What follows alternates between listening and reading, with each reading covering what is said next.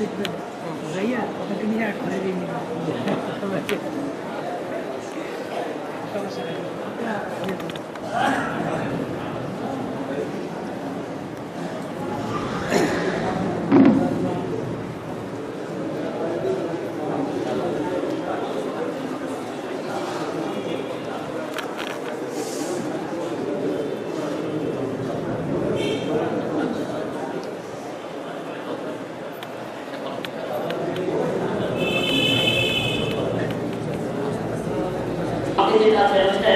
বলছেন যে আসলে আমি তার পূর্বে বলছি আপনাদেরকে যে বলেন যে আমি তো এই বিষয়ে যেহেতু আমি কিছু জানি না আমরা তো আমাদের মধ্যে একটু আমি এই কথা বলে দিচ্ছি যে যেহেতু আমরা এই সম্পর্কে জানি না তো এটা অনেক কারণ জানেন এদেরকে নিয়ে বসে আমি এটা সিদ্ধান্ত নিব যদি তোমাদের এটা কোনো আনসার থাকে তো বেশ ভালো তোমরা এটাকে পালন করবা আর যদি না থাকে তাহলে কেন তোমরা এটা পালন করতে পারবা আমি ইতিপূর্বেও আমাদের চেয়ারম্যান সাহেবের সুক্রিয়া জ্ঞাপন করেছি দ্বিতীয়বার এখনো আমি আবারও সুক্রিয়া জ্ঞাপন করতেছি যে ওনার এই প্রচেষ্টার মাধ্যমে আজকে আমাদের এই মাঝে বড় বড় আন্দোলনরা এখানে উপস্থিত হয়েছেন এবং তিনি এটাকে যথেষ্ট ভালো একটা ভূমিকা পালন করেছেন যে উনি যদিও ছোট্ট মনে করেছেন তারপরেও এটাকে নিয়োজিত করার জন্য মানে যতটুকু ওনার পক্ষে সম্ভব সার্বিক শক্তি দিয়ে উনি চেষ্টা করেছেন এমনকি আজকে এই যে ডেটটা উনি নিজে দিয়েছেন উনি নিজের মসজিদে এসে এই ডেটটাকে নির্দিষ্ট করেছেন এবং আমাদেরকে বলেছেন যে আপনাদের আমাদের মাঝে যে বন্ধুরা আছেন তাদের পরিষ্কার করবেন বা তারাও তিনি আসবেন আমরা চাই কোরআন হাদিসের দৃষ্টিতে কোনটা সঠিক আর কোনটা বেঠিক আমরা সেখান থেকে উপলব্ধি করে দেব আসলে আমাদের চেয়ারম্যান সাহেব এই বিষয়ে যথেষ্ট ভূমিকা পালন করেছেন আমরা সকলেই তার জন্য সুক্রিয়া জ্ঞাপন করি ওই হয়তোবা তাদের আরও যে কর্মকাণ্ডগুলো রয়েছে এগুলি সম্পর্কে উনি অবগত নন আমি স্পষ্ট ভাষায় বলে দিচ্ছি আমাদের চেয়ারম্যান সাহেব তাদের বিষয়গুলো তিনি মোটেই অবগত নন তাকে কেউ জানানো হয়নি আর আমি তো তার সাথে কথা বলার স্কোপ পাই নাই কারণ উনি তো খুব ব্যস্ত থাকেন এনি টাইম ব্যস্ত থাকেন অত মাঝে মধ্যে কখনো দেখা হইলে আমি বলি যে আমার যে মসজিদের সভাপতি সাহেব আমি বলি যে সভাপতি সাহেবকে পাই না একবারে একটু কখনো তো দেখতেও পাওয়া যায় না খুব ব্যস্ত থাকি তো আসলে আমরা অনেকে অথবা এরকম মনে করবো যে চেয়ারম্যান সাহেব এই বিষয়টা যে আমাদের মাঝে ছোট্ট মনে করছেন ওনারা আমাদের একদিন আগে ঈদ যাপন করেন আমাদের মাঝে ওনারা আরও বেশ কিছু বিষয়ে ওনারা তো মনোকল্পনা করেন যে তার মধ্যে ইমাম আবু হানিফা রাহমাতুল্লাহ কাফের বলেন ওনারা এগুলো আসলে চেয়ারম্যান সাহেব জানেন না উনি এটাকে ছোট্টই মনে করেছেন তো এই বিষয়টা আমরা প্রত্যেকেই স্পষ্ট করে নিলাম যে আসলে আমাদের চেয়ারম্যান সাহেব এই বিষয়ে কোনো ধরনের তার ধারণা ছিল না এই বিষয়টা তার যতটুকু ধারণা ছিল যে শুধু হাতের বুকে হাত পাতাটা বা আমিন বলাটা রফি আদায় করা বিষয়টা এটা ওনার নলেজে থাকার কারণে উনি মনে করছেন স্বাভাবিক জিনিস এটা স্বাভাবিকভাবে ছেড়ে নেওয়া যাবে কিন্তু আসলে যে ওনাদের বিতর্কভাবে ওনাদের যে অবস্থানটা এটা তাদের কোনো রকমই তার ধারণা ছিল না আমি এখানে এই জন্য সবাইকে আমি বিশেষভাবে আমার চেয়ারম্যান সাহেবের ব্যাপারে এতটুকু আমি আপনাদের সামনে উপস্থাপন করলাম যে আমরা দোয়া করবো যাতে নেক্সট টাইমে আমাদের চেয়ারম্যান সাহেব ইসলামের জন্য দিনের জন্য আরও এরকম ভালো ভালো উদ্যোগ নেওয়ার জন্য প্রাপ্তি আল্লাহ তাআলা সেই যোগ্যতা দান করেছে বলে আমি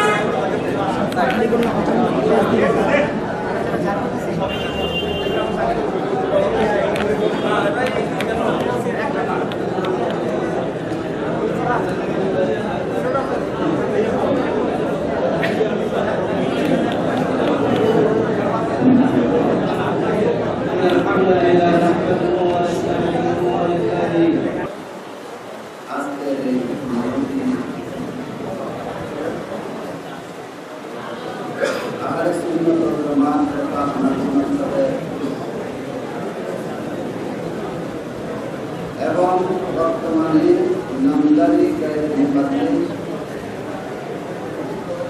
আহলে হাদিস সম্প্রদায়ের মধ্যে কোরআন হাদিসের এক মুনাজারা সভা অনুষ্ঠিত হয়েছে। এই মহতী সভা মহান সভা যিনি কর্ণধার অত্র এলাকার সম্মানিত মাননীয় চেয়ারম্যান সাহেব, উপস্থিত ওলামায়ে কেরাম মুরব্বিয়ানে আযাম, ছোট বড়, সমবয়সী, সমবেত,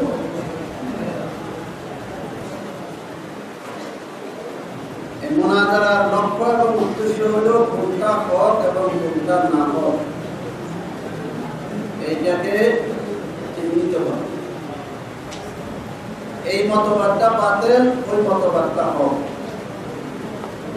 এইটাকে চিহ্নিত করা হলো মুনাজারার মূল লক্ষ্য এবং উদ্দেশ্য। না আর কোনো উদ্দেশ্য আছে এখানে? কোনো অন্য কোনো উদ্দেশ্য কিছু না। আমরা ঢাকা থেকে নারায়ণগঞ্জ থেকে জানতে পারছি সারা বাংলাদেশে গায়রে মুকাল্লিদ আহলে হাদিস নামধারী সম্প্রদায় তারা নানান রকমের উৎপাদ করতেছে।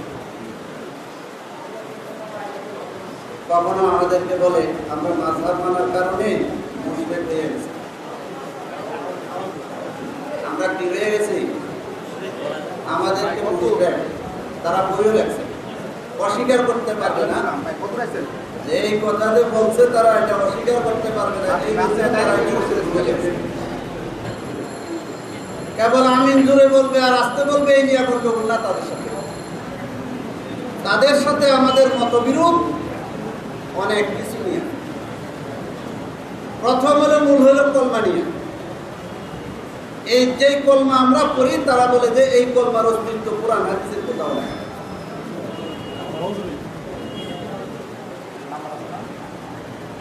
ওনারা বলে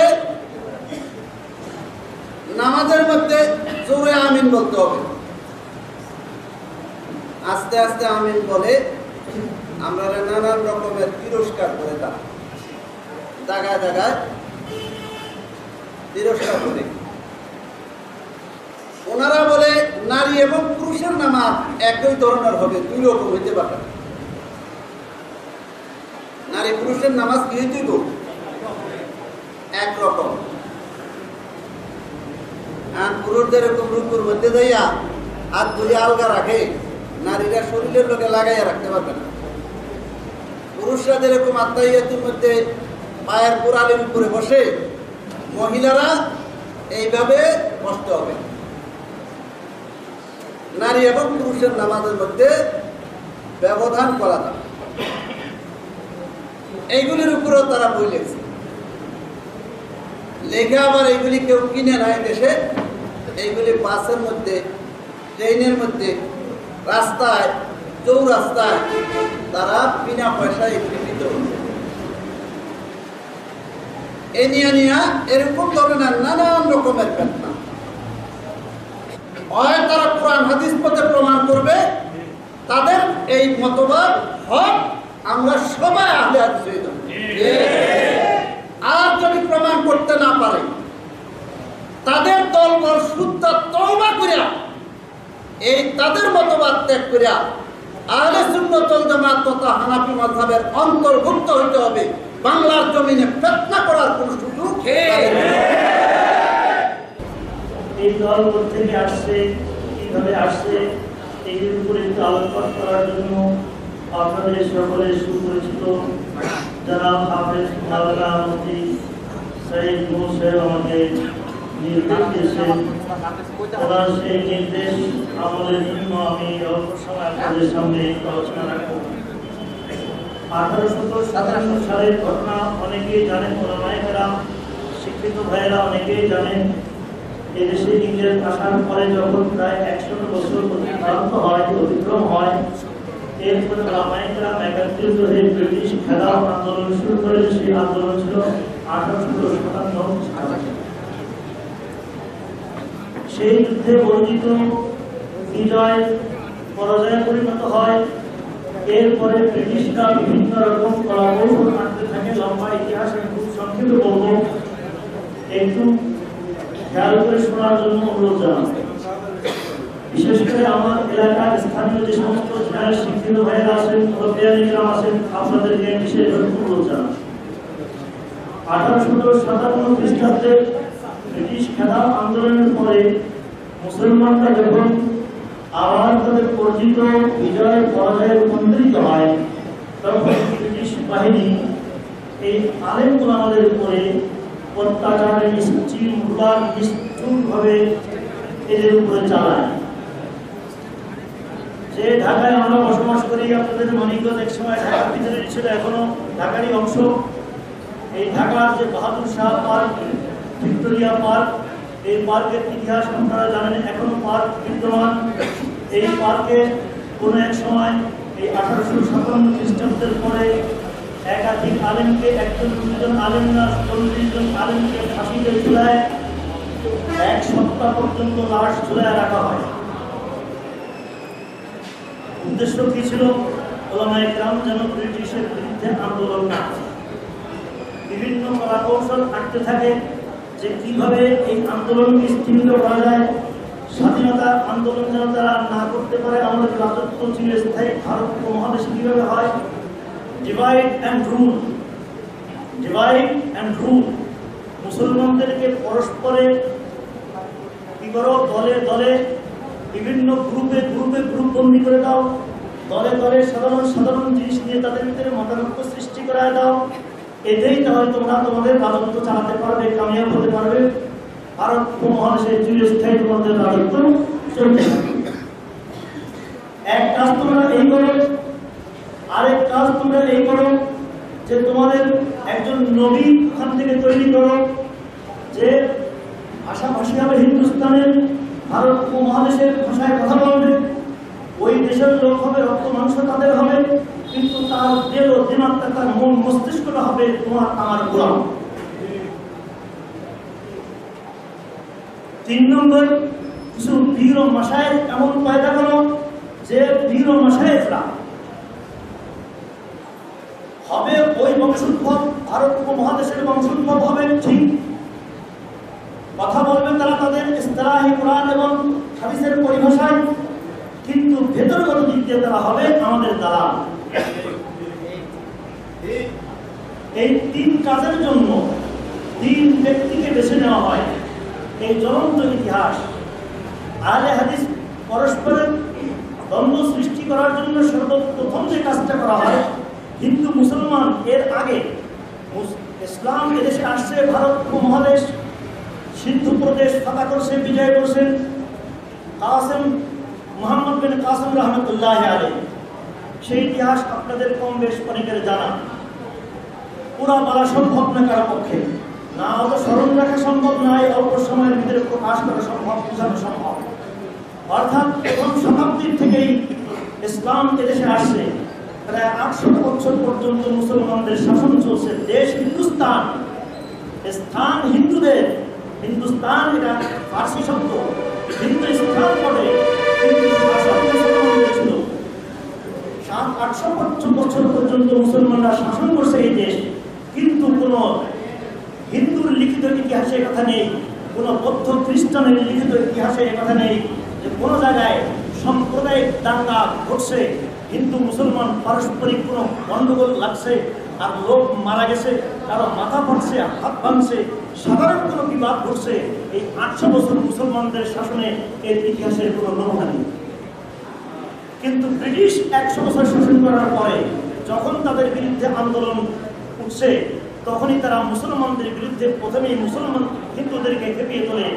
সর্বপ্রথম ক্যালকাটার এক মুসলমান যুবক নবী করিম সাল্লাল্লাহু আলাইহি ওয়াসাল্লামের জীবন আদর্শ নিয়ে কটূক্তি করে, বহু বিবাহের কটূক্তি করে এক কিতাব লেখে, বই লেখে, বাংলায় নাম দিয়েছিল, নাউজুবিল্লাহকে বলে নেন, রঙ্গিলা রসুল।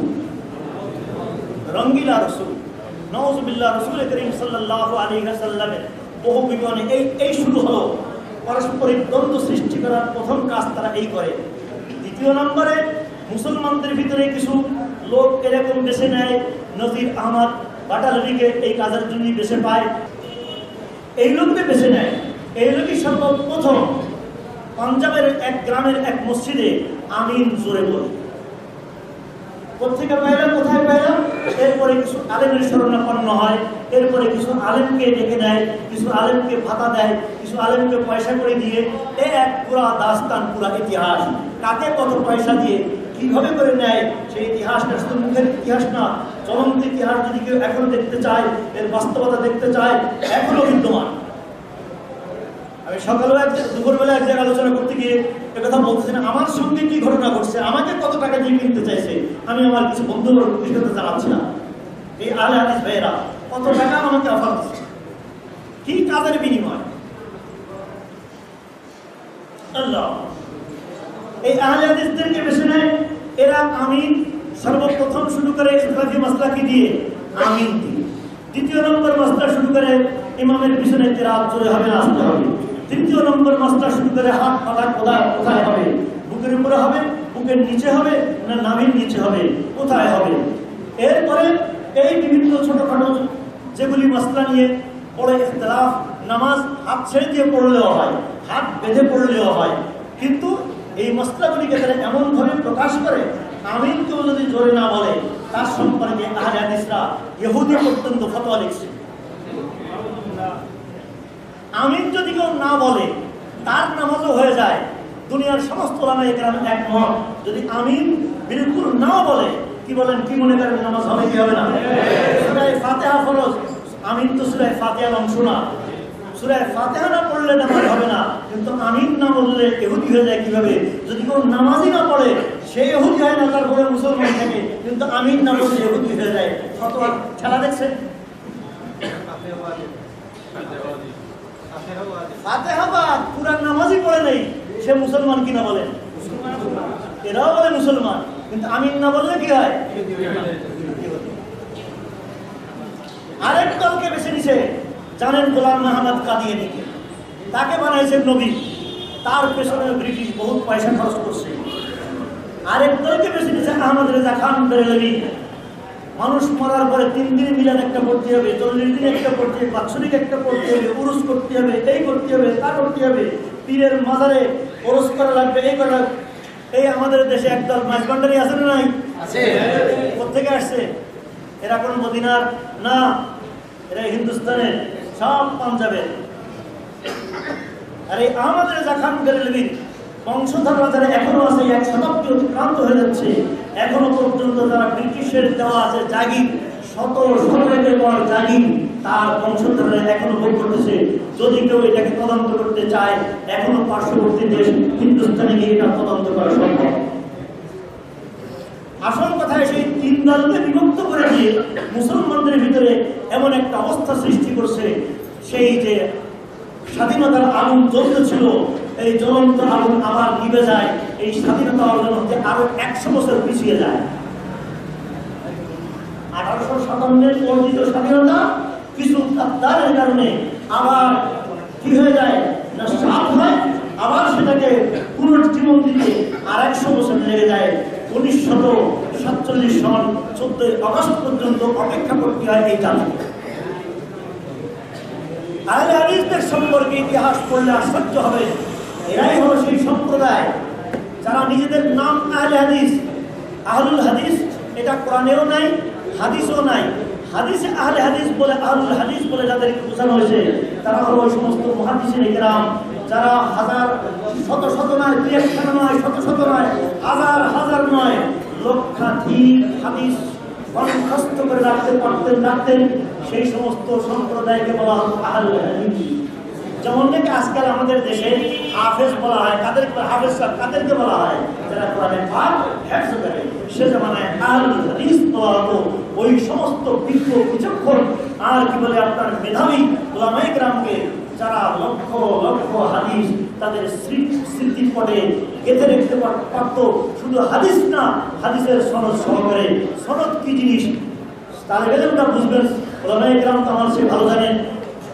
আমার জনসাধারণ বন্ধুদের যদি বলছি, করতে আমাদের জন্য বলছি, মনে করুন আমি ইমাম বুখারী, আমি যখন হাদিস নকল করি, আমার ওস্তাদ মনে করেন কোনায় মৌলানা বসা আছে, উনি, তার ওস্তাদ উনি, তার ওস্তাদ উনি, এরপরে উনি, এরপরে এই করতে করতে ইনি আসছেন সাহাবী মনে করেন।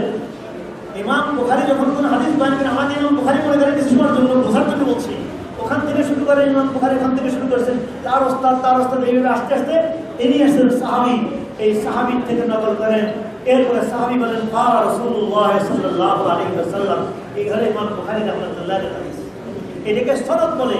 এই নাম পরস্পরের নামগুলি মনে রাখা, এটা কি যেন তেন কথা সোজা কথা মনে করছেন নাকি?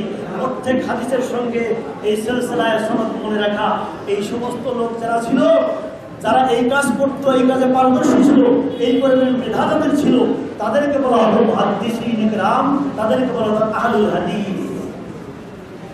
যেমন আজকাল বলা হয় হাফেজ কোরআন, হাফেজ বললে হাফেজ কোরআন, সে জামানায় আহলুল হাদিস বলা হতো এই সম্প্রদায়ের একজন দুইজনকে না, যারা এই ধরনের হাদিসের খেদমতে নিয়োজিত ছিলেন, যে সমস্ত নাম মাওলানা ইকরাম, তাদেরকে বলা হতো আহলুল হাদিস।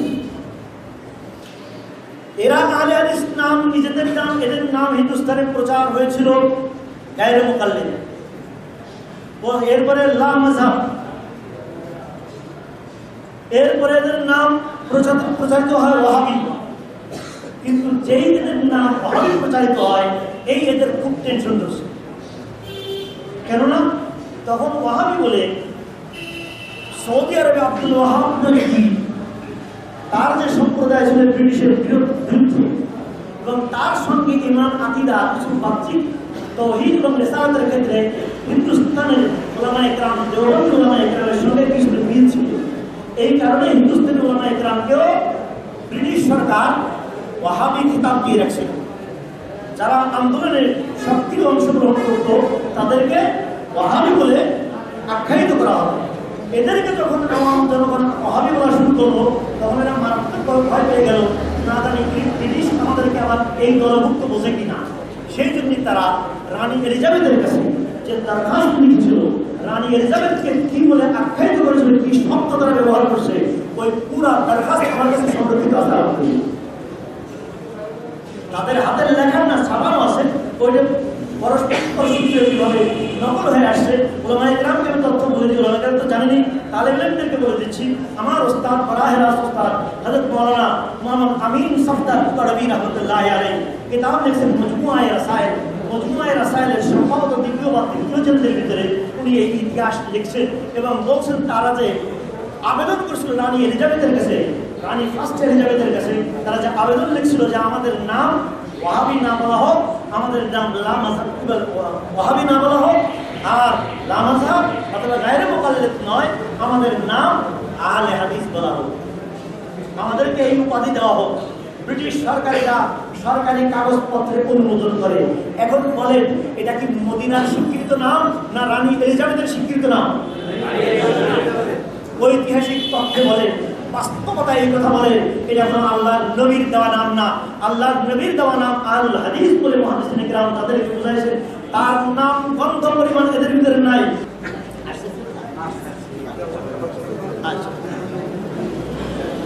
আমি যে কথা বলতেছিলাম,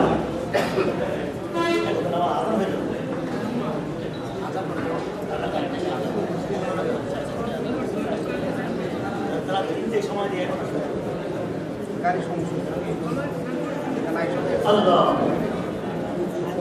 আমি বলতেছিলাম যে এদের পিছনে এদের এত টাকা পয়সা কোথেকে আসে, এটা একটু সাধারণ বিবেক দিয়ে, জ্ঞান দিয়ে চিন্তা করলে আপনি বুঝতে পারবেন। যে কোনো এজন্য বড় শিক্ষিত হওয়ার দরকার নেই, বড় অ্যাকাউন্টেন্ট হওয়ার দরকার নেই, বড় বিচক্ষণ বিজ্ঞ হওয়ার কোনো দরকার নেই। একবার আমি মনে করি সাধারণ বিবেক যারা আছে, যে 2-2-4 গুণা বসে, সেও এই করার মতো শক্তি মনে হয় তার ভিতরে আল্লাহ পাক করে আসে। এরা হল তারা, এদের উদ্দেশ্য প্রকৃত পক্ষে হাদিসের উপরে আমল করা নয়, বরং এদের উদ্দেশ্য কি? এদের উদ্দেশ্য যেমন আমি এদের একটা মসলা সম্পর্কে আস্তে আস্তে অল্প সময়ের ভিতরে আলোচনা করি। এরা বলে ইমামের পিছনে মুক্তাদিকেও কেরাত করতে হবে, ইমামের পেছনে মুক্তাদিকেও কেরাত করতে হবে। আমরা বলি করতে পারবে না, এরা বলে না পড়লে নামাজ হবে না। দলিল দেয় বুখারী শরীফে হাদিসে আসলাম একটা বিফাতের কিতাব। আমার এক বন্ধু আছে, সেও আহলে। আমি আমার বন্ধুকে বললাম যে ভাই, এই হাদিসটা কি পরিপূর্ণ না অসম্পূর্ণ বলতে পারবো? এমন এই হাদিসখানে এই সনদের সাথে মুসলিম শরীফে আছে না নাই, এবং সেখানে ফাসায়েদান শব্দের কি বৃদ্ধি আছে না নাই? আছে।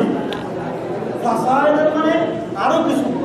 আমার জনগণ ভাইদেরকে, তালেব ইলম ভাইদেরকে বলছি, হাদিস তারা মুখস্থ নামাজ মুখস্থ রাখে, এটা নামাজ মুখস্থ করতে হাদিস মুখস্থ না করা গেলে বিফাতের কিতাব, সূরা ফাতিহা না পড়লে নামাজ হবে না।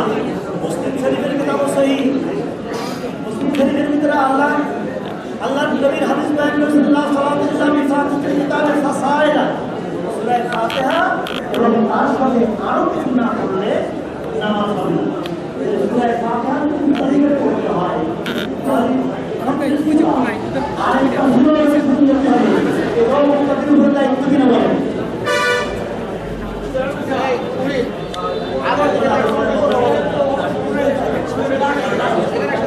আচ্ছা আপনাদের শোনার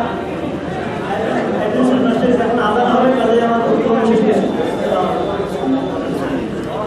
আলহামদুলিল্লাহ ভাই, আমরা সকলে আমাদের প্রস্তুতি বসে যাই, আমরা সকলে আমাদের প্রস্তুতি বসে যাই। এখনই আদান হবে, আদানের সঙ্গে নামাজ হয়, আমরা সকলে নামাজের তাদের উঠে হুজুর সাল্লাল্লাহু আলাইহি ওয়াসাল্লামের শুরু থেকে এই পর্যন্ত যেভাবে আমরা নামাজ রোজা এবাদত বন্দি করে আসছিলাম, আমাদের বাচ্চাদের থেকে আমরা যে ধর্ম যেভাবে অনুসরণ করে আসছিলাম সেভাবে করে আসতেছি। এর মধ্যে আহলে হাদিস সম্প্রদায়ের নামে নতুন করে একটা সম্প্রদায়, তারা আমাদের এই ধর্মের মধ্যে বিভেদ সৃষ্টি করার যে চেষ্টা চালিয়েছে, তাদের যে বিষয়টি মাঝহাব নিয়ে এবং যে সমস্ত বিষয় নিয়ে তাদের আপত্তি, তারা নতুন করে ইসলামের মধ্যে নতুন উদ্ভাবন করতে যাচ্ছে, সে বিষয়গুলো কি কি এটা আমাদের স্থানীয় সম্মানিত চেয়ারম্যান সাহেবের সাথে এই বিষয়গুলো একমত হয়ে তারপরে বিষয়গুলো আলোচনা করতে হবে। আরেকটা বিষয় হলো সম্মানিত চেয়ারম্যান সাহেবের উপস্থিত আছেন, চেয়ারম্যান সাহেবের বিষয়টা আজকে দুই পক্ষের কাছ থেকে মতামত নিয়ে যারা কোরআন হাদিসের ভিত্তিতে তৈরি এটা মেনে এটা চেয়ারম্যান সাহেবের মাধ্যমে এটা স্বাক্ষর করে মেনে নিতে হবে। আমরা জানি অনেক জায়গার মধ্যে আমরা দেখেছি, বিশেষ করে আমি আমাদের নবাবগঞ্জের পাড়াগ্রাম এলাকার মধ্যে এদের সাথে নিয়মে বসেছিলাম, 1 লক্ষ টাকা তাদের সাথে নিয়ে ঘটনা ছিল, কিন্তু শেষ পর্যন্ত তারা বসেন নাই, বরং আমাদের বিরুদ্ধে অপপ্রচার চালিয়েছেন যে আমরা নাকি চাইনি, আমরা এটা উপস্থিত হই, আমরা নাকি তাদের সাথে উপস্থিত হই, বরং তারাই আমাদের সাথে উপস্থিত হয়। তেমন অনেক সময় অনেক ঘটনা হয়েছে, তারা বিভিন্ন সময় মিথ্যা কাজ করে। যেহেতু আমাদের সম্মানিত চেয়ারম্যান সাহেব উপস্থিত আছেন, চেয়ারম্যান সাহেবের মাধ্যমে এটা লিখিতভাবে এখানে হবে, তারা আমাদের যে সমস্ত বিষয়ে আপত্তি ইসলামের মধ্যে নতুনভাবে ফতোয়া সৃষ্টি করতেছে সে বিষয়গুলো কি কি তারা এটা চেয়ারম্যানকে লিখিত দিবেন, সে বিষয়ে তারা আমাদের পরামর্শ তুলে দিবেন, আমাদের হকারি ওলামাদের পরামর্শ তুলে দিবেন।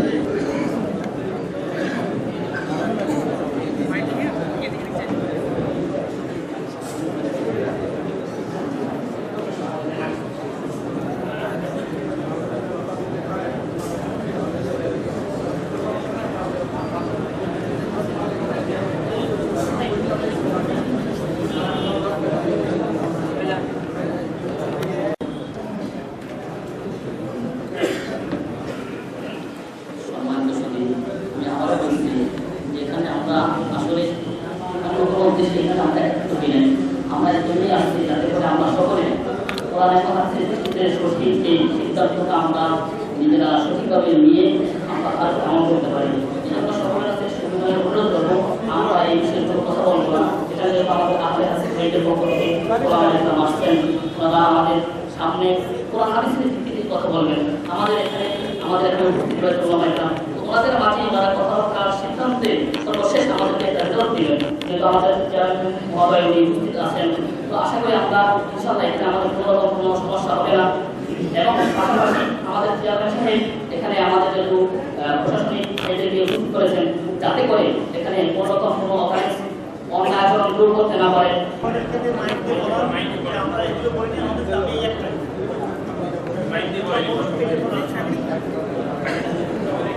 ভাই নিয়ে যান, মাইকটা নিয়ে যান, মাইকটা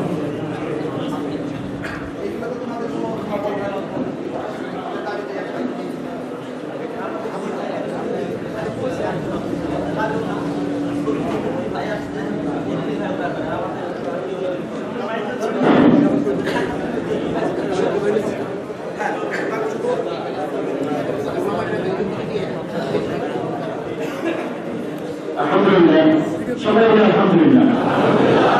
আমরা এইমাত্র জানলাম আমাদের যে সমস্ত ভাইয়েরা আসছেন, তারা আমাদের যে সমস্ত দাবি কথাগুলো উঠেছে চেয়ারম্যানের মাধ্যমে তারা সবগুলো মেনে নিয়েছেন। এবং আমি যে সমস্ত ওলামা হযরত এসেছেন হাজারি সম্পদের, তাদেরকে সঙ্গে সঙ্গে অনুরোধ করবো আমাদের হানাফি মাযহাব সম্পর্কে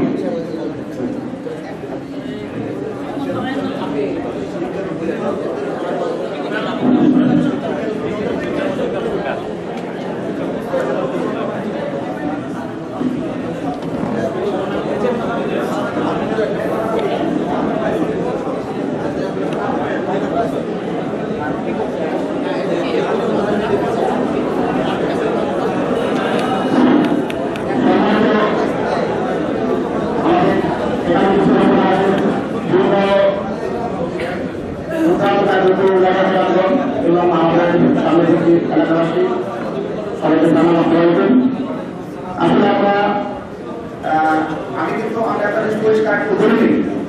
যখনই আমার কাছে এই ব্যাপারটা বিভিন্নভাবে গেল, আমরা যারা চেয়ারম্যানে করি, আমার মনে হয় 70-80 হবে, আমরা মারামারি তার বিচার করতে পারি, কেউ আমরা বিচার করতে পারি, কিন্তু এই সমস্ত ব্যাপারে কিন্তু ওরকম জ্ঞান আমাদের নাই। এটা হলো যখন আমি এই ব্যাপার নিয়ে কথা হয়েছে তখন বলছি এটা আমার পক্ষে সম্ভব না। আমি একটা করতে পারবো, তোমরা যা বলো এরা যা অস্বীকার করবে, এরা যা বলে অস্বীকার করবে, আমি 2 পক্ষ করে বসাই একটা সমাধান করতে পারবো। সেই সমাধানের লক্ষ্যে আজকে বসা। তাহলে দেখেন, আমি আলহামদুলিল্লাহ বলবো যে মোটামুটি আমাদের মনে যেরকম একটা সংখ্যা তৈরি হয়ে গেছিল, তাতে আমরা অনেকটা কিন্তু অটোমেটিক এই বসার কারণে আমরা আলহামদুলিল্লাহ আমার শরীর আসতে পারছি। এখন আমাদের ছোট্ট একটা ব্যাপার আছে, আমরা এটা এইটা আমাদের সম্মানিত একটা আলোচনা আছে, আমাদের একটু বলেন। السلام عليكم ورحمة الله وبركاته. نحمده ونصلي على رسوله الكريم أما بعد. أعوذ بالله من الشيطان الرجيم. بسم الله الرحمن الرحيم. أشداء على الكفار رحماء بينهم. صدق الله العظيم وصدق رسوله النبي الكريم. আজকে যে বড় অনুষ্ঠান অনুষ্ঠিত হতে যাচ্ছে, আসলে মৌলিকভাবে এটা কোনো ঝগড়ার অনুষ্ঠান নয়।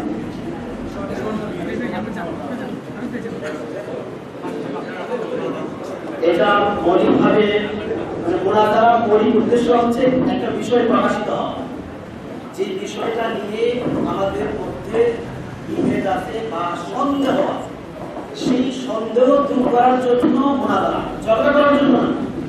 আমরা ওরা মুসলিম ভাই, আমরা মুসলিম ভাই, কিসের ঝগড়া? মনে করে কোনো ঝগড়া না, মানে একটা বিষয় নিয়ে ওনাদের সাথে আমাদের মধ্যে একটা ভুল বুঝাবুঝি আছে, সেই ভুল বুঝাবুঝিটা আমরা আজকে পরিষ্কার হয়ে দিচ্ছি। ঠিক না ভাই? আমরা এটা ঝগড়া করার জন্য আসিনি। যাই হোক, যেহেতু ঝগড়া করার জন্য আসিনি, খুশির খবর হচ্ছে আমরা এখানে আসার আগে বেশ কিছু মাসায়েলের ব্যাপারে, তাদের ব্যাপারে কথা শুনেছিলাম। আজকে আপনাদের সামনে ওনাদের পক্ষ থেকে চেয়ারম্যান সাহেব জানিয়ে দিয়েছেন, এই এলাকায় যারা এই সকল মাযহাবের অনুসারী করে দাবি করেছে করবে, তারা আর কোনোদিন মাযহাব বিষয়ে কোনো প্রকার দোষ কিংবা কটূক্তি আর করবে না। ইমামের বিষয়ে তারা স্বীকৃতি দিয়েছেন যে 8 রাকাত তারাবি নিয়ে তারা কোনো কথা বলবেন না। আলহামদুলিল্লাহ, ওরা 20 রাকাত তারাবি করবেন। তেমনি ভাবে তারা বুকে হাত বাঁধা নিয়ে কোনো প্রকার ফিতনা, দলিল এবং সাধারণ মানুষকে বিভ্রান্ত করবেন না। এমনি ভাবে সেজদায় যাওয়ার সময় হাঁটু আগে না হাঁটু পরে, এই মাসালা নিয়েও তারা আর কোনো ফিতনা করবেন না। এমনি ভাবে তারা সৌদির সাথে মিলিয়ে ঈদ করতে হবে, এই ভ্রান্ত মতবাদও আর প্রচার করবেন না। এমনি ভাবে ইজমা কিয়াসকে আর কোনোদিন অস্বীকার করবেন না।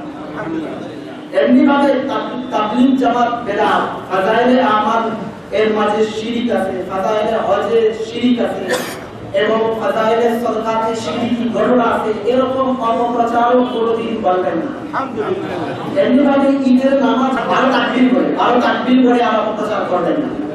তো যাই হোক, এই কয়েকটা বিষয়ে ওনারা একমত হয়ে গেছেন। বাকি একটা বিষয়ের ক্ষেত্রে ওনাদের কালাম রয়ে গেছে, মানে এই যে বললাম যে মনের মধ্যে সন্দেহ থাকা, যে ওনাদেরটা সঠিক নাকি আমাদেরটা সঠিক। ওনাদের মনের মধ্যে যদি খারাপ থাকতো তাহলে আসতেন না, আসলে তারাও সত্য জানতে চান, এই জন্য আজকে মজলিসে এসেছেন। সুতরাং আমাদের এই ভাইদের প্রতি আমরা এই বিষয়ে রফুল ইয়াদাইন যেটাকে আমরা বলি, এই বিষয়ে আমরা কথা বলবো। এর পূর্বে আসলে ওনারা কোন মতাদর্শের অনুসারী আমরা সেটা জানবো। আমি আমার নিজের পরিচয় দিয়ে, আমি আহলে সুন্নাত ওয়াল জামাত হানাফি। আমরা ভাইদের কাছ থেকে কোন নিজেদের পরিচয়টা জানতে চাবো, তারা কি মতবাদে বিশ্বাসী, অর্থাৎ ধর্মীয় নামটা কি। রাফিজি, খারিজি, শিয়া, তারপরে জাবরিয়া, কাদরিয়া, অনেক ফেরকা আছে। রাসূল বলেছেন যে 73 ফেরকা হবে, তাদের নামটা কোন নামের সাথে সন্নিবিষ্ট, আমরা তাদের কাছে সেই নামটা জানতে চাই প্রথমেই। তারপরে তাদের কাছ থেকে জানতে চাবো যে তাদের কাছে দলিলযুক্ত বস্তু কি, এই বিষয়টা জানা জরুরি না? আমরা নিজেদের কাছে দলিলযুক্ত বস্তুগুলি সবাইকে জানিয়ে দেব এবং তাদের কাছে দলিলযুক্ত বস্তুগুলো কি কি সেটা তারা জানিয়ে দেবেন। তারপরে রফে এদাইনের ক্ষেত্রে আজকে আমরা একটু আগে 4 রাকাত বিশিষ্ট আসরের নামাজ পড়েছি। এই 4 রাকাত বিশিষ্ট আসরের নামাজে এই পূর্ণ 4 রাকাতে তাদের কত জায়গায় রফে এদাইন করেন এবং করেছেন, কত জায়গায় করেন না, সেটা পরিষ্কার বলে এই ব্যাপারে তাদের কাছ থেকে পরিষ্কার দলিল আমরা চাবো। ইনশাআল্লাহ এই বিষয়ে আমরা আন্তরিকতার সাথে কথা বলবো। তাহলে আমি তিনটা পয়েন্ট বললাম, তাদের নিজেদের নাম এবং ধর্মীয় পরিচয়, যেমন আমরা আমাদের ধর্মীয় পরিচয় বলেছি। 3 নম্বর বিষয় হচ্ছে তাদের কাছে দলিলযোগ্য বস্তু কয়টি। পরিষ্কার ভাষায় আমাদের কাছে, আমাদেরটা বলে দিচ্ছি, আমাদের কাছে দলিলযোগ্য বস্তু 4টি: কোরআন, সুন্নাহ, ইজমা, কিয়াস। আমরা আমাদের প্রতিপক্ষ ভাইরা যারা আছেন তাদের কাছে দলিলযোগ্য বস্তু কয়টি সেটিও আমরা তাদের কাছে পরিষ্কার জানতে চাই। এবং 4 নম্বর বিষয় হচ্ছে যে বিষয়টাকে তারা বিতর্কিত করে সাব্যস্ত করেছেন বাকিগুলি মেনে নিয়ে, সেই বিতর্কিত বিষয়ে আজকে যে আসরের নামাজ আমরা পড়লাম 4 রাকাত বিশিষ্ট, এর ক্ষেত্রে তাদের পূর্ণাঙ্গ আমল কত জায়গায় করেন না, কত জায়গায় করেন, এই পূর্ণ দলিল সহ আমরা একটা সহিহ তালিকা পাচ্ছি। আমার তৌফিক ইল্লাহ বিল্লাহ।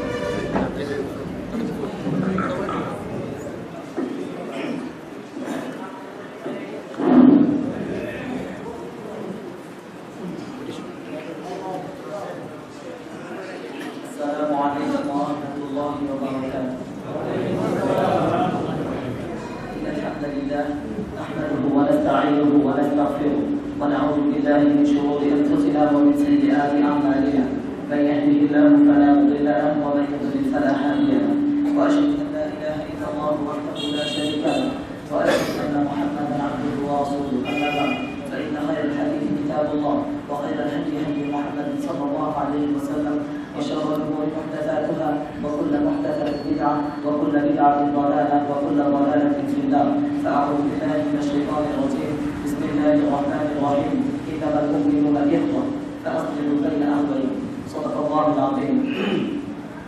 সমস্ত প্রশংসা আল্লাহ রাব্বুল আলামিনের কাছে, যিনি আমাদেরকে সালাতুল আসর জামাতের সাথে আদায় করার পর বিজ্ঞ কিছু আলেমগণ এবং তালিবুল ইলম ছাত্র আমাদের মতো ছাত্রদের সামনে বসে কিছু কথা বলার এবং শোনার তৌফিক দান করেছেন, এই জন্য সকলে বলি আলহামদুলিল্লাহ। প্রথমে আমি অত্যন্ত দুঃখের সাথে একটি কথাই বলছি আপনাদের এবং হাত জোর করে বলছি যে আমরা যে এখানে কেন এসেছি এবং আমাদের উদ্দেশ্য কি, আমরা এই বিষয়ে স্পষ্ট না। দ্বিতীয় বিষয় হচ্ছে স্পষ্ট, আমরা কোনো বাহাস করতে এসেছি। আমি হানাফি মাদ্রাসায় পড়েছি, আমি নিজেও গফুল ইয়াদাই করি না, তো তারপরও অনেক ভাইরা না জানার সত্ত্বে আমাকে বলছে যে আহলে হাদিস। নাউজুবিল্লাহ, আমি আসলে কোনো আহলে হাদিস না। তাবলীগকে বিদআত বলবো, তাবলীগের মুরব্বী জুবায়ের সাহেব তিনি আমার নানা, আমি তাবলীগকে বিদআত বলবো। আমার বাবা সে একজন মুবাল্লিগ, তাবলীগ করে, আজ থেকে সে ম্যাট্রিক পাস করার পর থেকে সে তাবলীগ করছে। তাবলীগ করার কারণে তিনি আমাকে মাদ্রাসায় পড়িয়েছেন। এই জন্যই অত্যন্ত দুঃখের সাথে আমি একটি কথা বলছি যে প্রথম কথা হচ্ছে ভুল বোঝাবুঝি। আর আমি এই জন্য প্রথমে একটি সূরাতুল হুজুরাতের একটি আয়াত করেছি, ইন্নামাল মুমিনুনা ইখওয়া, মুমিন মুমিনের ভাই। আমরা আপনাদের ভাই, কোন প্রতিপক্ষ না। নাউযুবিল্লাহি মিন যালিক। প্রতিপক্ষ হতে পারে যারা মুশরিক, যারা ইহুদি, যারা নাসারা, যারা বিশ্ব প্রতিপালক, বিশ্ব প্রভুকে যারা বিশ্বাস করে না, তারা প্রতিপক্ষ হতে পারে। আর যারা সর্বশেষ নবী মুহাম্মদুর রাসূলুল্লাহ সাল্লাল্লাহু আলাইহি ওয়াসাল্লামকে মডেল হিসেবে মেনে নেয় না, তারা প্রতিপক্ষ হতে পারে। যাদের কোরআন, সুন্নাহ, ইজমা, কিয়াস যাদের ঠিক আছে, সেই মতদর্শী তারা কখনো প্রতিপক্ষ হতে পারে না। এই জন্য অত্যন্ত দুঃখের সাথে আমি বলছি যে আমি হানাফি ভাবে নামাজ পড়ি, ধর্মীয় পরিচয় জানতে চেয়েছি, আলহামদুলিল্লাহ। প্রথমেই বলবো আমি মুসলিম, ধর্মীয় পরিচয়। আল্লাহ তাআলা কোরআনে বলছেন ইব্রাহিম আলাইহিস সালামকে ফাকালা লাহু রাব্বুহু, তার প্রতিপালক তাকে বলছে আসলিম, তুমি ইসলামের কাছে, আমার কাছে আত্মসমর্পণ করো।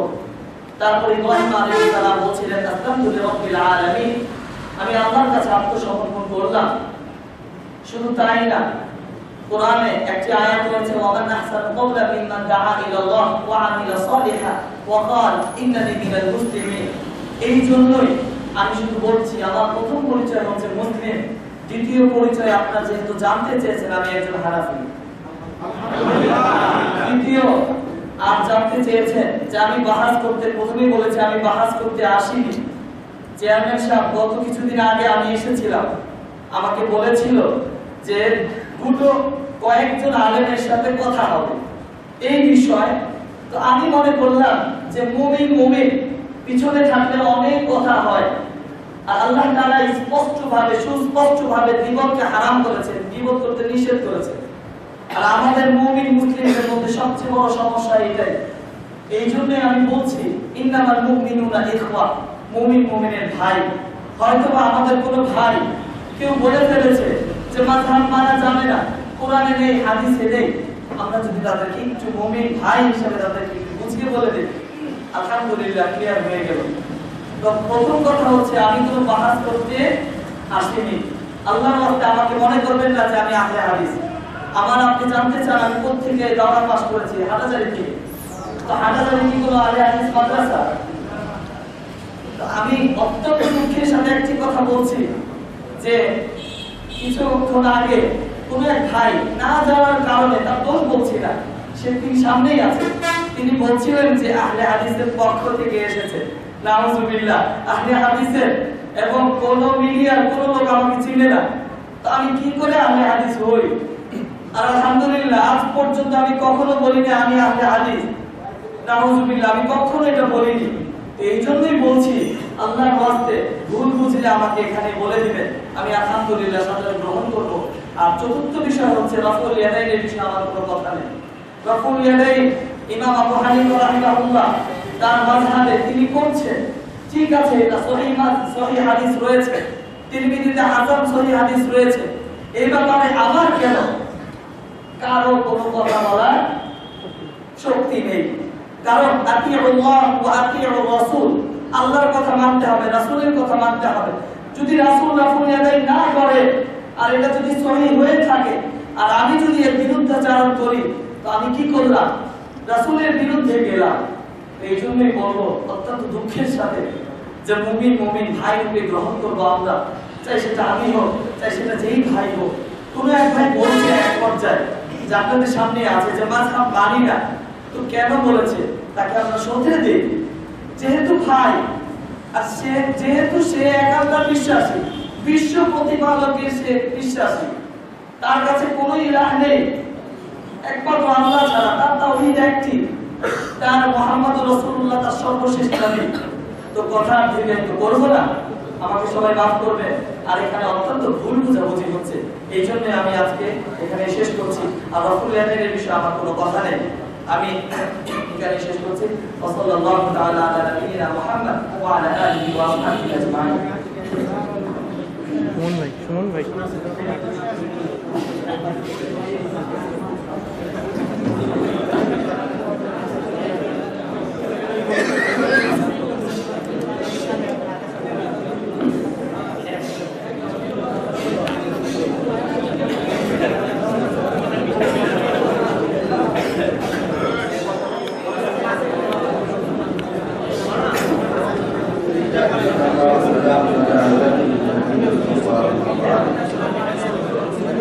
أعوذ بالله من الشيطان الرجيم. بسم الله الرحمن الرحيم.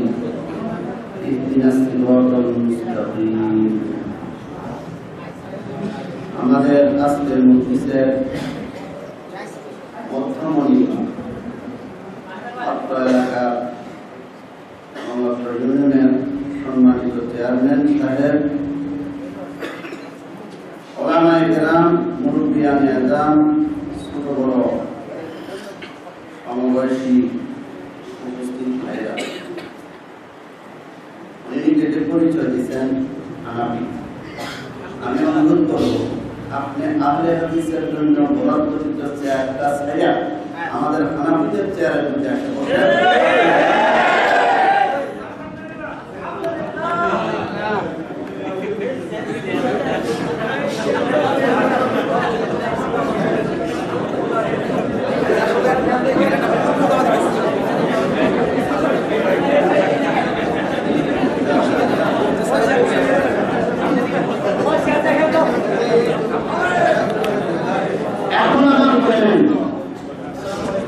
যারা আহলে হাদিস বলে আপনাদেরকে কি এই মজলিসের মধ্যে আছেন না কোথাও পড়াইয়া রয়েছেন সেটা বলেন। যারা আহলে হাদিস, আমি চ্যালেঞ্জ করব আপনাদেরকে, আপনারা আপনাদের মতবাদ কোনোদিনও সঠিক প্রমাণ করতে পারবেন না। আপনি আসেন, নিজের পরিচয় গোপন রেখে চেয়ারের নিচে বসবেন না। সাহেবের মাধ্যমে আমি আপনাকে অনুরোধ করব, আপনি আপনার আসন অলঙ্কৃত করেন, আপনার সাথে কোরআন হাদিস এরপর কিয়াসের মাধ্যমে বাহাস হবে, ছাড়াছাড়ি হবে না। কে বলছে যে আছে তাকে বসান চেয়ারের তাহলে চেয়ারম্যান সাহেব আপনি বসেন দিয়ে দেন।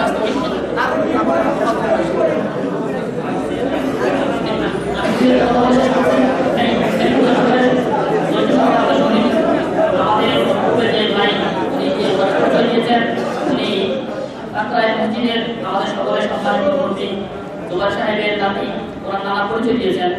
উনি দু একটা কথা বলেছেন, এগুলো আসলে আমি না বললেই নয়। তার মধ্যে একটা কথা বলেছেন যে আমরা যে সকল ভাইরা এরকম দু একটা বিষয়ের মতাদর্শ বিভিন্ন কথাবার্তা বলছে তাদেরকে বুঝিয়ে বলার জন্য, তারা আমাদের মুসলমান ভাই। তো সেক্ষেত্রে আমি নিজে এখানে তার প্রতিক্রিয়া বলবো যে আমার সাথে এই মসজিদে মুসলিম ভাইরা এরকম কিছু ভাইদের সাথে তারা মসজিদের বারান্দায় এবং রফিয়া দায়ী এবং তারা পাও সরিয়ে দাঁড়ানো এবং তারা মাথায় টুপি দিয়ে নামাজ পড়া এবং ইত্যাদি ইত্যাদি কিছু বিষয়ে যখন তারা এরকম আলোচনা করেছেন, তো আমাকে এরকম দেখে আসছেন যে ইমাম সাহেব হুজুর আমরা তো বুঝি না, উনি এরকম প্রকাশের কথা বলতেছে, এগুলো এইভাবে আছে, মাথা প্রতি কিছু একটু আপনি আসেন।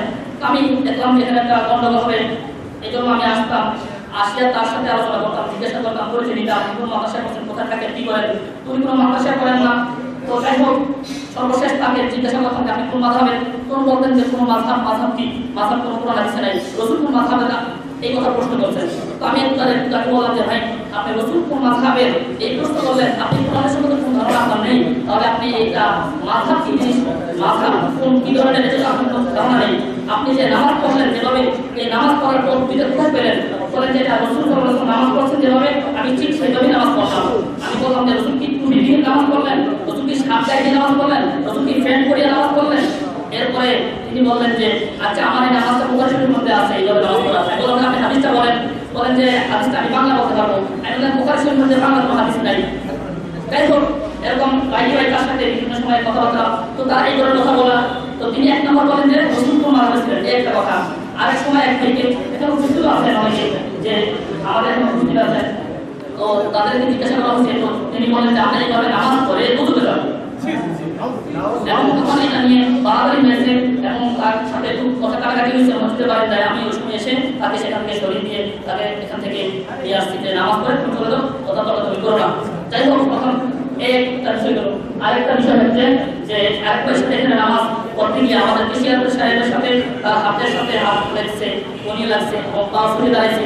নামাজের শেষে তাকে জিজ্ঞাসা করা হলো যে তুমি এবার নামাজ পড়লা কেন, তো এভাবে বুখারী শরীফের মধ্যে আছে, হ্যাঁ তোমার বাবা কোন ধর্মে ছিল, সে কোন মাযহাবের, কোন মাযহাবের, বলে আমি কোন মাযহাবের না। এরপরে যাই হোক, শেষ পর্যন্ত সে বলল যে আপনি মন ঠিক করে নামাজ পড়তে আসেন। এই ধরনের যে সকল কথাবার্তা করবো এবং তারা নিজের নামাজ আমাদের একদিন পূর্বে তারা এই নামাজ উচ্চারিত করেছেন, এর প্রমাণ রয়েছে। তো যাই হোক, এই যে কথাগুলো আমাদের ভাই বলেছেন যে আসলে আমরা এগুলো চেষ্টা করেছি।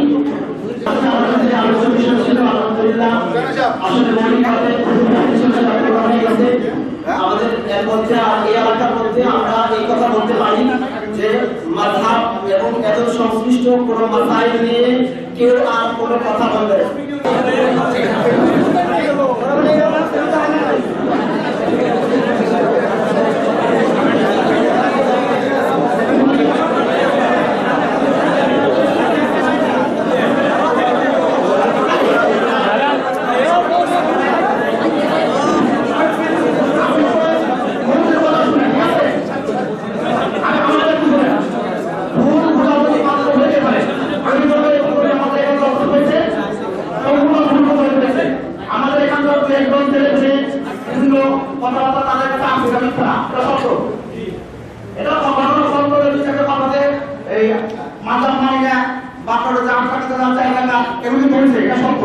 কিন্তু দেখা গেল যে তারা যাকে তাদের মৌলানা হিসেবে আনছে তারা স্বীকার করলো না তারা হানাফি মাযহাবে এবং তারা আমাদের সাথে একমত, তাহলে তারা কতটুকু ভুল করছিল তাদের প্রথমেই এক পর্যায়ে তারা যেগুলো আমরা লিখছিলাম যে বিভেদগুলো তারা মাইনে গেছে। ওইটাকে আমরা কিছু ওইটাকে আমরা না পারি, তারা তাদের ভুল মাইনে গেছে, শুধরাই যাবে, এটা আমরা আশা করি। এখন আমাদের এখানে আরে ভাই বলছো তো এখন এখানে যারা এই ওই যারা এখানে পেয়েছিল মানে ওই বিন্দুবাদে একটু আমার প্রচেষ্টা হচ্ছে তাদের ভিতরে আমি বলবো অন্যতম হলো পুরী। আমি পুরীতে এই সম্বন্ধে দু চারটি কথা বলার জন্য বলছি।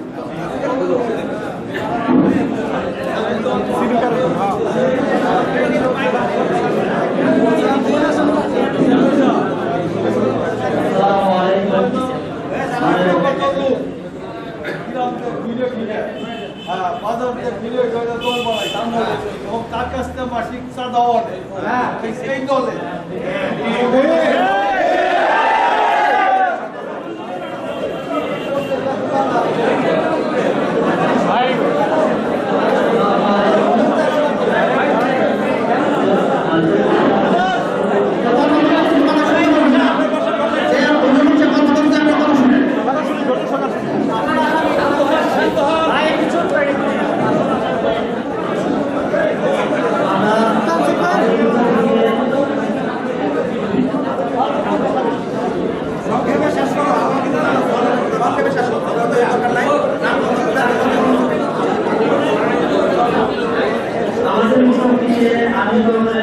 যারা যে কুর্তি করছে আজ থেকে আমরা এই মসজিদে ইমাম সাহেবের নামাজ পড়ে আমরা নামাজ পড়ি।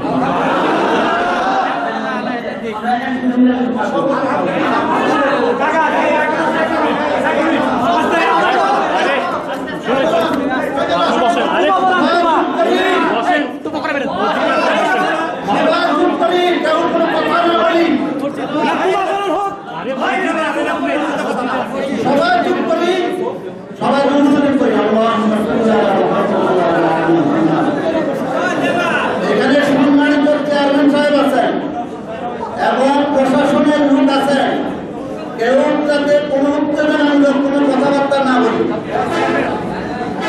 এই ছেলে সুন্দর কথা বলছে, এর চেয়ে সুন্দর কথা হয় না, অনেক সুন্দর কথা বলছে। আগে প্রধানমন্ত্রী হইতে পারে। আমার প্রস্তাব মানিকগঞ্জের সর্বশ্রেষ্ঠ আলেম মুফতি সাইদ নূর সাহেবের হাতে হাত দিয়া তাকে তওবা করতে হবে।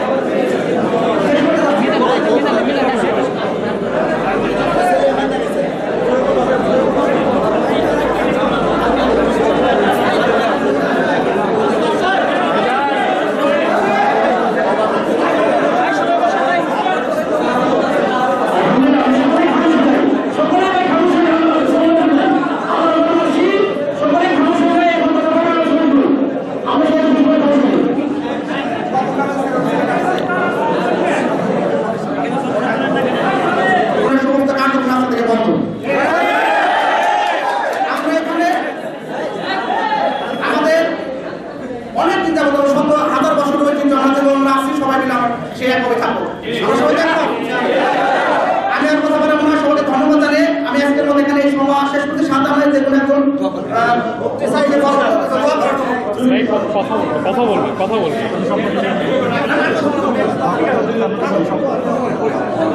জি বলেন বলেন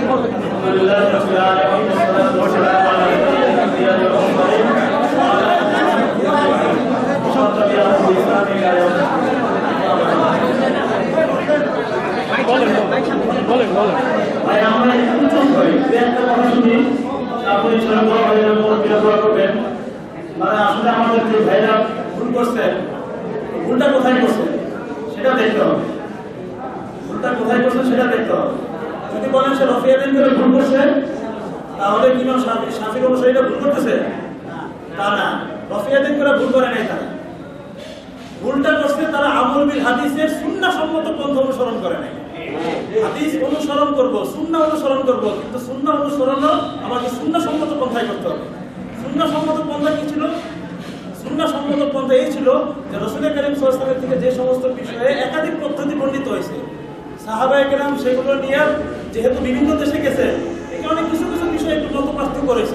এক্ষেত্রে সমাধান কি ছিল?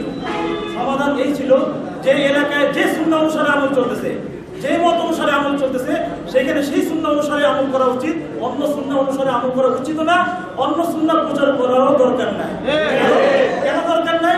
কারণ উদ্দেশ্য তো সুন্নাহর উপর আমল হওয়া, আর রফিয়াতে না করা এটাও সুন্নাহ। সুতরাং সুন্নাহর উপর আমল হওয়া যখন উদ্দেশ্য, তো এখানে আমার রফিয়াতে দাওয়াত দেওয়ার কোনো দরকার নেই। বুঝতে পারছেন? এটা এক নম্বর কথা। দুই নম্বর কথা হলো যে যারা এই সমস্ত মানে মজলিসের মধ্যে আমরা দেখলাম যে রফিয়াদের ব্যাপারে একটা কথা আসলো, ওনারা বলছেন হয়তো ওনারা ভুল করছেন, ওনারা বলছেন এরকম চ্যালেঞ্জ বাজি করার কি দরকার? আসলে আমরা চ্যালেঞ্জ দেই না, চ্যালেঞ্জ আমরা দেই না, আমাদেরকে দেওয়া হয়েছে। এর একটা দলিল এই যে বই বের করছে পর্যালোচনা চ্যালেঞ্জ, এই জন্য পর্যালোচনা তারা চ্যালেঞ্জ গ্রহণ দিচ্ছে, এই জন্য আমরা বাধ্য হয়ে তাদের চ্যালেঞ্জকে গ্রহণ করেছি। আমরা তাদেরকে চ্যালেঞ্জ দেই না, তাদের চ্যালেঞ্জকে গ্রহণ করেছি। এই সমস্ত মাসাইলের ক্ষেত্রে চ্যালেঞ্জ বাজি এটাই খেলার সুন্দর তরিকা। যেখানে একাধিক সুন্নাহ অনুসারে আমল, একাধিক সুন্নাহ রাসূল থেকে বর্ণিত হয়েছে, সেই ক্ষেত্রে চ্যালেঞ্জ বাজি করা এটা সাহাবীর আমল ছিল না, তাবিঈদের আমলে ছিল না।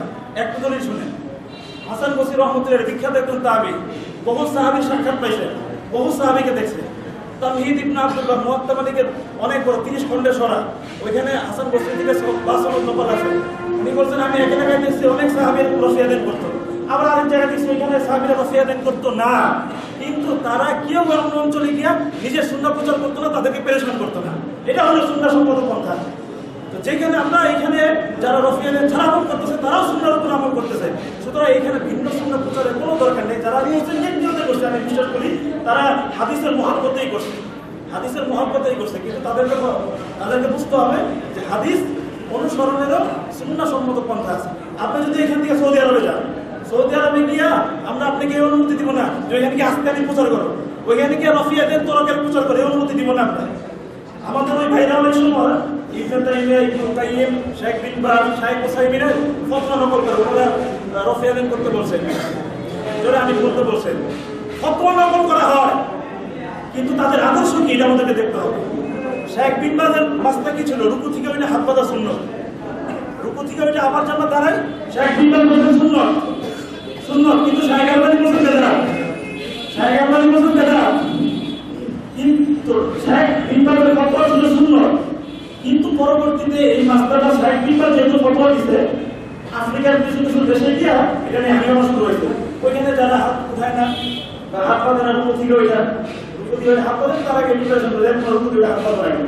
এই খবর শেখ বিন বাজের কাছে হেল্প করছে, তখন উনি বলছে ভাই এই শাখা তো মাসলা দলগতি করার জন্য ফতোয়া দিই নাই আমরা।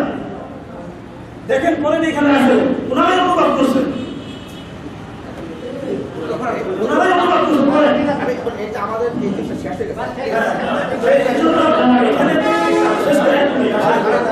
এখানে যারা ভিন্ন